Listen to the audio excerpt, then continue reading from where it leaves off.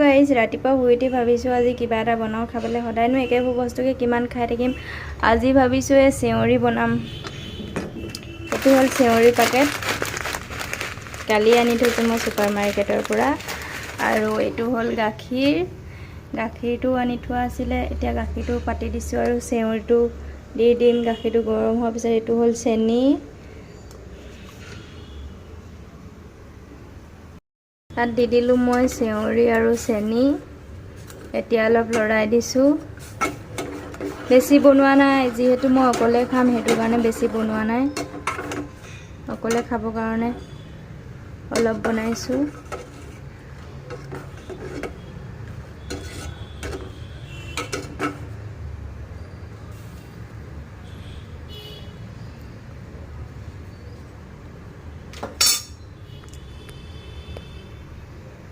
দেখিছেনে কেনেকৈ উতলি আহিছে।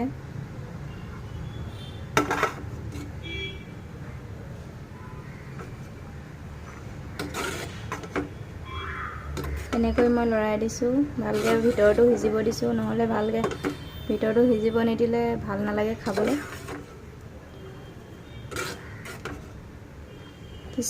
যিকোনো বস্তু অকলে অকলে বনাই খাব মন নাযায়, লগত এজন বা কোনোবা হ'ব লাগে, তেতিয়া খাই ভাল লাগে। অকলে খাই যিকোনো বস্তু টেষ্ট নাপায়।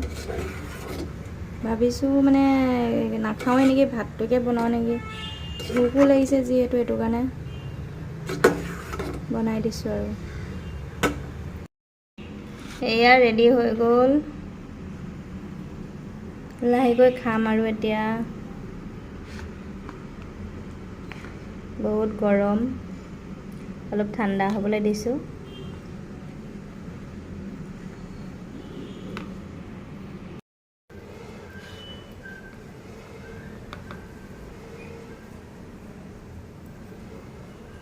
খাই চাওঁ, বহুত গৰম হৈ আছে।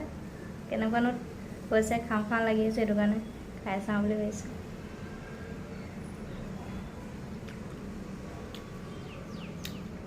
বহুত টেষ্ট হৈছে, বহুত ভাল লাগিছে খাবলৈ। আপোনালোকে খায়নে বাৰু এনেকৈ বনাই? ইমান যে ভাল লাগিছে খাবলৈ।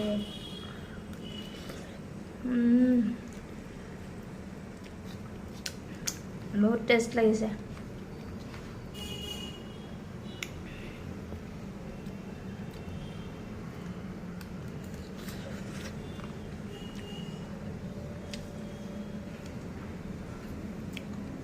হেল্ল', মই এতিয়া বনাম বুলি ভাবিছোঁ পানীপুৰি। কেনেকৈ পানীপুৰি বনাওঁ আজি, মানে আনকালে নিজে বনোৱা নাই পানীপুৰি, আজি বনাম বুলি ভাবিছোঁ। আৰু দোকানৰ পানীপুৰি খাবলৈ ভাল নালাগে ইমান, কেনেকৈ বনাই নাজানো ন, সেইটো কাৰণে নিজে আজি বনাই খাম বুলি ভাবিছোঁ। কেনেকৈ বনাওঁ আপোনালোকক দেখুৱাই যাওঁ। তেলটো দিলোঁ, তেলটো গৰম হোৱালৈকে ৰ'ব লাগিব। আৰু ইয়াত পুৰি দেখিছে নহয়, মই মানে অলপ শুকুৱাই পিনে তেল লগাই অলপ শুকুৱাই থৈ দিছিলোঁ। এতিয়া লাহেকৈ মই পুৰিটো বনাম। তেলটো গৰম হ'ল, চাই থাকক আপোনালোকে। এতিয়া মই 4টা দি দিলোঁ।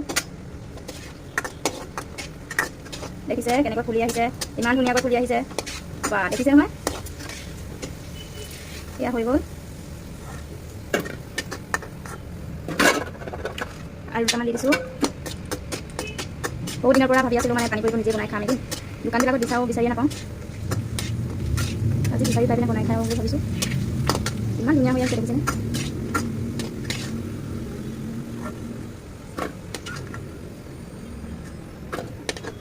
এইকেইটা ইমান ধুনীয়াকৈ ফুলি আহিছে।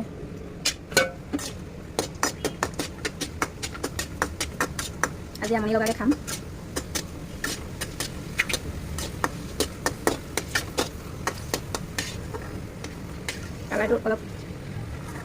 কালাৰটো অলপ হ'লে মানে ভাল হয়, সেইটো কাৰণে মই কালাৰটো অলপ ৰঙা হ'বলৈ দিছোঁ। বেছি ৰঙা হ'ব লাগিব এইকেইটা, তথাপিতো একো নাই। অকলে অকলে খাব লাগিব এতিয়া, মানুহজনো নাই, ডিউটিৰ পৰা ৰাতি আহিব। হৈ গ'ল।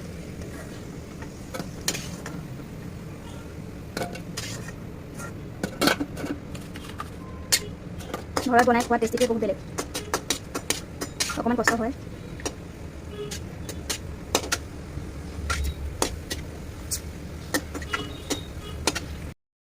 কিমান ধুনীয়াকৈ হৈ গ'ল দেখিছেনে পানীপুৰি। আৰু এইটো আলু পিটিকা, আৰু এইটো তেতেলী পানী। ইয়াত দিম মই পদিনা পিচি থৈছোঁ, মিক্স কৰি দিম।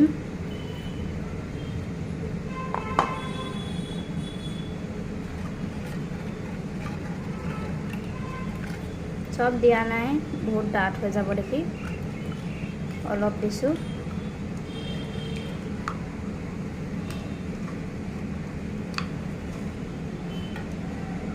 এই ঠাৰিকেইডাল ধনিয়া ঠাৰি ডাঙৰ ডাঙৰ হৈ থাকিলে অকণমান টেষ্ট কৰি চাওঁ। বহুত টেষ্ট লাগিছে, আৰু অলপ দি দিওঁ।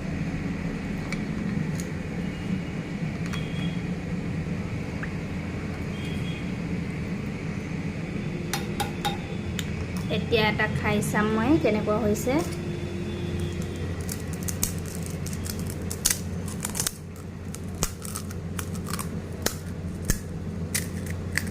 দেখিছে নহয়, মোবাইলটো ধৰি দিয়া মানুহ নাই ন, সেইটো কাৰণে প্ৰব্লেম হৈছে।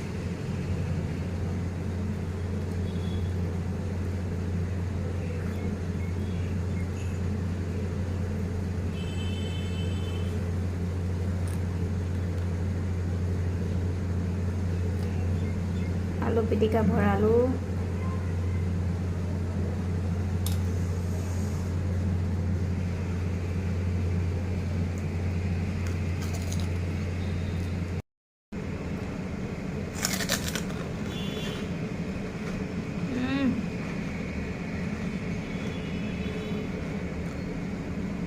বহুত টেষ্ট হৈছে। আপোনালোকক ঘৰতে বনাই খাবচোন, ল'ৰা ছোৱালীবিলাকক খুৱাব ঘৰতে বনাই। যিকোনো হোটেলৰ বস্তু আৰু দোকানৰ বস্তু খোৱালে ল'ৰা ছোৱালী বেমাৰ আজাৰ কাৰণে অলপ বেমাৰ আজাৰ হোৱাৰ সম্ভাৱনা থাকে। সেইটো কাৰণে যদি ঘৰতে বনাই খায়, যিকোনো বস্তু ভাল হয়, মছলাটো কম হয়, তেলটো কম হয়, আৰু পানীপুৰিটো বেছি খাব নালাগে বাৰু, লেখত খাব লাগে। ঘৰতে বনাই কৰি যিকোনো বস্তু ঘৰতে খুৱাব ল'ৰা ছোৱালীবিলাকক, স্বাস্থ্যৰ কাৰণে ভাল। আৰু বহুত টেষ্ট লাগিছে খাবলৈ।